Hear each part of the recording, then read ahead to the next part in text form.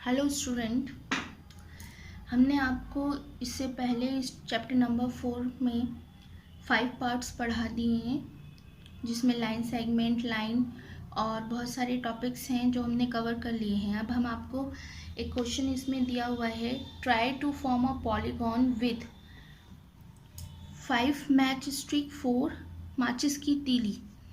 5 तीली हैं, तो क्या आप उससे बना सकते हैं पॉलीगॉन? ऑफ कोर्स बना सकते हैं। देख रहे हैं? अच्छा, इसमें एक नीचे ये देखिए साइड्स, वर्टेक्स एंड डायगनल्स दे रखा है। ठीक है, तो इन तीनों चीज़ों को मैं इसी में ही समझाना चाह रही हूँ। मैंने इसीलिए ये तीलियाँ ऐसे मैनेज करी हैं। ठीक है, तो ये क्वेश्चन भी दे रहे हैं कि 5 मैच स्टिक से ये पॉलीगॉन बन सकता है, तो ऑफकोर्स बन सकता है। ठीक है, लेकिन अगर मैं कहूँ कि साइड्स कितनी हैं इस पॉलीगॉन की, तो ये एक एक तीली जो है वो इसकी साइड्स हैं। ठीक है, आप समझ रहे हैं ना? साइड, जो ये साइड होती है, लाइन सेगमेंट्स, ये सारी जो इनकी साइड्स कहला रही हैं। तो कितनी साइड्स हो गई इसकी? 5 साइड्स हो गई। ठीक है, अच्छा, अब इसमें देखिए वर्टेक्स कितने, वर्टेक्स क्या होते हैं? जो ये पॉइंट है, ये तीली मिले यहाँ पे, ये पॉइंट एक वर्टेक्स हो गया, दूसरा हो गया, तीसरा हो गया, चौथा और 5। तो इस पॉलीगॉन में कितने वर्टेक्स हो गए आपके? 5 वर्टेक्स हो गए। ठीक है, उसके बाद आता है डायगनल। अगर मैं यहाँ से एक तीली हटा देती हूँ और इसको ऐसे जोड़ देती हूँ, और सपोज मैं बीच में इस पॉइंट को और इस पॉइंट को एक कर देते हैं। ठीक है, तो ये डायगनल हो गई। जो दो वर्टेक्स को जोड़ देते हैं किसी भी पॉलीगॉन में, उसे आप डायगनल कहते हैं। तो this one is a diagonal. Okay, ये डायगनल हो गई। एक डायगनल ये भी बन सकती है, दोनों वर्टेक्स ये भी जुड़ सकते हैं, तो ये भी डायगनल बन सकती है, ये भी डायगनल बन सकती है। ठीक है, बात समझ में आ गई? अब आगे कह रहे हैं 4 मैच स्टिक होंगी तो आपका पॉलीगॉन बन सकता है। ऑफकोर्स बन सकता है। 3 से बन सकता है, तो ऑफकोर्स बन सकता है, लेकिन 2 से बन सकता है? नहीं बन सकता, पॉसिबल ही नहीं है। तो आपको मैं पॉलीगॉन पहले भी बता चुकी हूँ, और मैंने आपको अभी प्रैक्टिकली भी आपको साइड, वर्टेक्स और डायगनल के बारे में बात कर ली है। ठीक है, ये मैंने नोट्स फॉर्म में लिख दिया है, आप चाहो तो इसमें से कॉपी कर सकते हैं। ठीक, तो हम बात कर रहे थे साइड्स की। तो ये साइड्स होती हैं, मैंने आपको अभी बताया है कि A B, B C, C D, D E, E A, ये सब इस पॉलीगॉन की साइड्स हैं। ठीक है, और अगर आप कहें कि डी ई और ए बी क्या है, वैसे मैंने आपको आगे बताया था ये लाइन सेगमेंट है। तो आपने 5 लाइन सेगमेंट को मिला के एक पॉलीगन बनाया, उस पॉलीगन की ये 5 साइड्स हो गई। आपको समझ में आ गई? अब आता है वर्टेक्स। वर्टेक्स क्या होता है? जहाँ पे ये दोनों पॉइंट्स मिलते हैं, दोनों लाइनें मिल रही हैं, इस पॉइंट को आप वर्टेक्स कहेंगे। जैसे ये पॉइंट है, ये बी, ये वर्टेक्स हो गया, ए ये वर्टेक्स हो गया, ई भी वर्टेक्स हो गया, ये तो इसकी कितनी वर्टेक्स हैं टोटल? तो आप क्या कहेंगे? 5 वर्टेक्स हैं। ठीक है, बस समझ में आ गई? The meeting point of a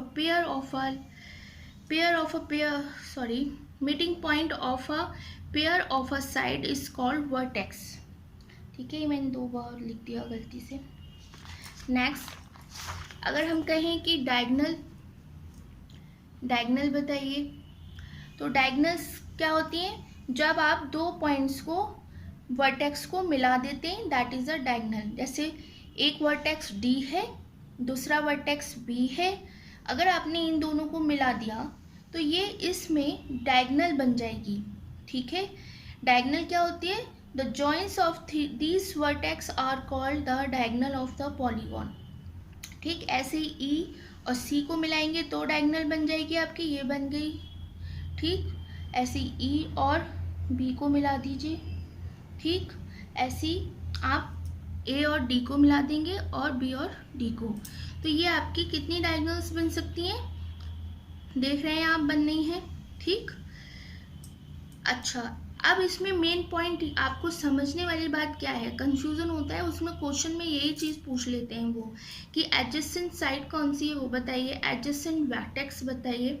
तो बेटा एडजेसेंट का मतलब होता है बराबर वाला, बी है तो इसका बराबर वाला पॉइंट कौन सा है? सी, तो ये इससे आगे है। तो अगर मैं ये कहूँ मुझे याद करना है, तो हम कुछ ऐसी पॉइंट्स बना लेते हैं जिससे हमें याद रहें चीज़ें। तो एडजेसेंट का मतलब हो गया कि आगे, A for adjacent, A for आगे। तो आगे अल्फाज से आप याद रख सकते हैं आगे मतलब बी के बाद वाला, उसका जो सी पॉइंट है ये आपका वर्टेक्स होगा, एडजेसेंट वर्टेक्स होगा। ठीक है, बी का सी हो जाएगा या बी का ए भी हो सकता है। ऐसे ही ए का आगे वाला बी हो जाएगा, पीछे वाला भी ये हो सकता है। लेकिन आपको याद करने के लिए इतना बहुत है कि ए फॉर एडजेसेंट और ए फॉर आगे, आगे। ठीक है, एडजेसेंट वर्टेक्स हो गई। एडजेसेंट साइड भी बिल्कुल ऐसी है जैसे ये वाली। ए और बी को लीजिए, ए और बी की एडजेसेंट साइड बतानी है आपको, तो बी और सी हो जाएगी। ठीक है, आगे वाली हो गई साइड। ओके, ऐसी एंगल होता तो ये वाला एंगल, ए का जो ये वाला एंगल हो जाता वो ये वाला एंगल हो जाएगा, ये वाला एंगल इसका एडजेसेंट हो जाएगा। मतलब angle A is the adjacent angle B. अभी मैंने आपको एंगल नहीं पढ़ाए हैं, लेकिन just for sake of knowledge मैं आपको बता रही हूँ, अदरवाइज समझ ही रहे होंगे आपको। तो एडजेसेंट साइड भी समझ में आ गया आपको, एडजेसेंट वर्टेक्स भी समझ में आ गया। अब क्वेश्चन में आपसे पूछा जाए कि सी की एडजेसेंट वर्टेक्स बताइए, तो सी की दो वर्टेक्स हो जाएंगे, एक डी पॉइंट और एक बी पॉइंट। ठीक है, इसको कॉपी कर लीजिए। अब ये आपकी एक्सरसाइज शुरू हो रही है 4.2 ओपन एंड क्लोज। पूछा है उसमें 4.2 में कि इसमें से ओपन और क्लोज कौन सा है, पॉलीगन कौन सा है। ठीक है, या ओपन फिगर है। एक मिनट, एक्सरसाइज ही खोल लेते हैं। Classifying the following curves. Curves कौन से हैं, ओपन और क्लोज बताने आपको। मैंने कर्व्स इससे पहले वाली एक्सरसाइज में आपको बताए थे। तो ये तो ओपन कर्व हो गया, ये बंद है हर तरफ से, क्लोज हो गया, ये ओपन हो गया, ये क्लोज हो गया, और ये वाला ये भी क्लोज है। ठीक है, तो इसमें ये ओपन है, ये वाला क्लोज हो गया। कर्व पूछ रहे हैं यहाँ पर। ठीक है, ये ओपन हो जाएगा। दो इसके जो एंड पॉइंट हैं वो दोनों अलग अलग हैं, लेकिन यहाँ एंड पॉइंट पता चल रहा है, नहीं पता चल रहा। जब एंड पॉइंट ही नहीं पता चल रहा तो that is a close curve. यहाँ एंड पॉइंट पता चल रहा है, नहीं चल रहा, तो that is a closed. And इसमें भी नहीं चल रहा, ये भी क्लोज्ड कर्व हो जाएगा। ठीक है, ये भी आपका कर्व हो गया। ओके, नेक्स्ट क्वेश्चन है draw rough diagram. Draw the rough diagram to illustrate the following open curve and close curve. अब आपको ओपन कर्व बनाने हैं तो सिंपल ये बना दिए, सारे ओपन कर्व हैं, इनके एंड पॉइंट आप अलग कर रहे हैं, दिख रहे हैं आपको एंड पॉइंट्स। तो ये बस ये सारे ओपन कर्व हो गए, आप कितने ही बना सकते हैं। क्लोज कर्व में सबके क्लोज होनी चाहिए फिगर क्लोज है, that is a close curve. ठीक है, उसके बाद कह रहे हैं consider the given figure and answer the question. Is it is a curve, क्या ये कर्व है, ये जो फिगर बनी है, या ये क्लोज है। तो ये कर्व भी है और ये क्लोज भी है, दोनों ही बातें हैं, ये कर्व भी है और ये क्लोज भी है। Yes it is a curve, yes it is a close. Okay, next question है इसमें आपका 5th question. Illustrate it's possible each one of the following with a rough diagram. एक रफ डायग्राम से आपको जितने भी पॉइंट्स इन्होंने यहाँ पे दिए हैं क्वेश्चन में, उनको इलिस्ट्रेट करना है, मतलब उनको बताना है क्या है। ठीक है, तो आप इनकी लैंग्वेज पे ध्यान दीजिए। A close curve that is not a polygon. एक क्लोज कर्व पॉलीगन नहीं होता, ये दिखाना है आपको। तो देखिए ये क्लोज कर्व है लेकिन ये पॉलीगन नहीं है, ये हमने बना के दिखा दिया। अब कह रहे हैं an open curve made up of entire of line segment, कि ओपन कर्व जो है वो आप लाइन सेगमेंट से बना सकते हैं। देखिए एक लाइन सेगमेंट, दूसरा लाइन सेगमेंट। अगर मैं इनको नाम दे दूँ A, B और C, ये पॉइंट्स हैं, तो A B line segment, B C line segment, ऐसे आप यहाँ पे भी पॉइंट्स दे सकते हैं और उनका नाम दे सकते हैं। Next, a polygon with 2 sides, not possible.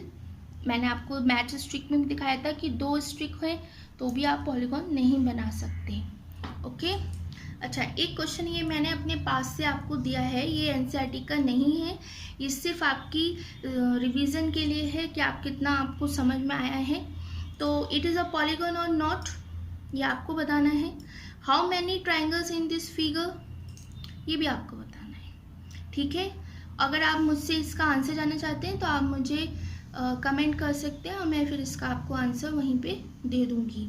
ठीक है, इसको 1 और 2 डाल देते हैं और आप पार्ट को, अगर आप उसमें कमेंट में लिखिएगा तो पार्ट का जिक्र जरूर करिएगा। 6 पार्ट 7 पार्ट जो भी है मैं उस पर लिख दूँगी। आपका 6 पार्ट की वीडियो है तो 6 पार्ट में आप लिख दीजिएगा। 6 पार्ट के क्वेश्चन नंबर 1 और 2 SQ बना दीजिएगा, स्पेशल क्वेश्चन।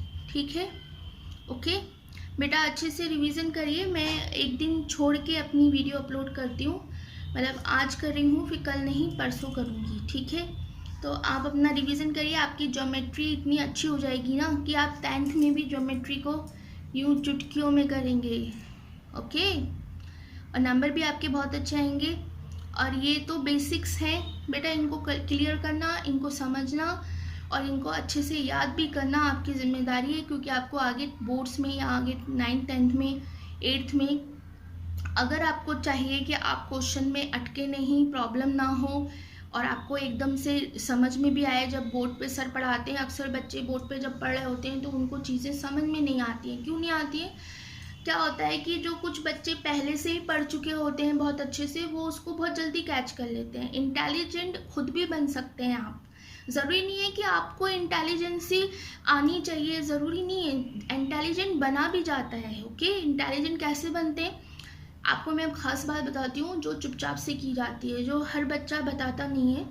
कि जो सर पढ़ा रहे हैं आप उसको पहले से एक बार पढ़ लीजिए, फिर आपकी क्लास हो रही है, आप अपनी क्लास में बैठे हैं, बहुत अच्छा फील होता है जब बच्चा, जब हम भी थे, हम भी ऐसे ही करते थे क्लास में, मतलब हम इतना रिवीजन कर लेते थे चैप्टर्स का कि हमें आंसर तक याद रहते थे और पेज नंबर तक याद रहते थे, तो हम कभी बुक नहीं खोलते थे और क्लास में जैसे सर लिखते थे आंसर बोलते थे हम, तो सबको लगता था I am very intelligent girl.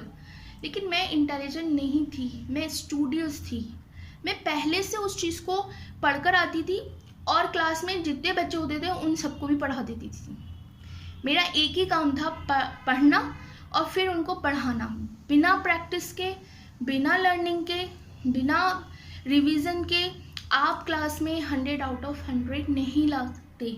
और क्लास में अगर आपको सबसे अच्छे पोजीशन पे रहना है या ऐसा बनना है कि सर ने जैसे पूछा वैसे ही आंसर आना चाहिए, आपको आपके माइंड में क्लिक करना चाहिए, तो उसके लिए जो माइंड का क्लिक पॉइंट है वो दबाना पड़ेगा।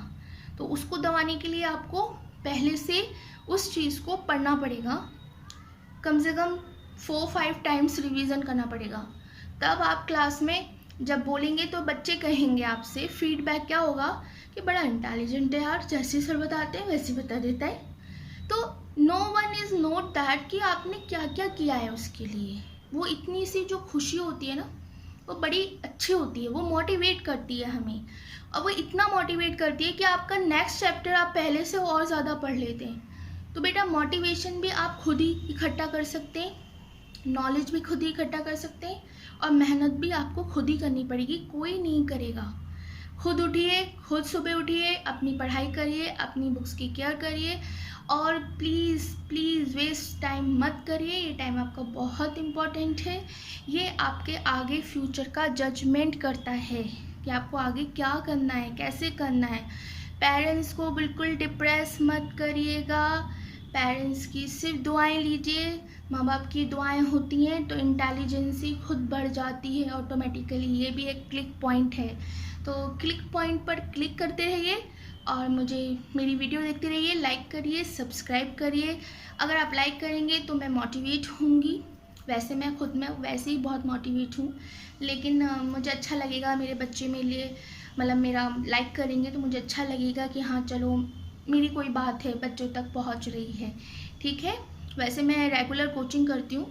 ओके, तो मेरी दुआएं मेरे सारे बच्चों के साथ बहुत बहुत बहुत ज़्यादा हैं और दुआओं से बहुत कुछ होता है। इसीलिए मैं आपसे फिर कह रही हूँ, आप बिल्कुल बुरा नहीं मानना कि मैम बहुत ज़्यादा मोटिवेशन देने लगती है। ये मेरी छोटी सी प्रॉब्लम है, मैं क्या करूँ। हर टीचर की होती है कि वो बच्चों को पढ़ाने के साथ साथ तबीयत भी देता है, तभी स्कूल भेजा जाता है कि बच्चा कुछ सीखे। तो I am a teacher. Okay, तो आप लोग भी मेरे लिए दुआ करिएगा, मैं भी आपके लिए बहुत सारी दुआएं करूँगी। ओके, खुदा हाफिज़, बेस्ट ऑफ लक बेटा।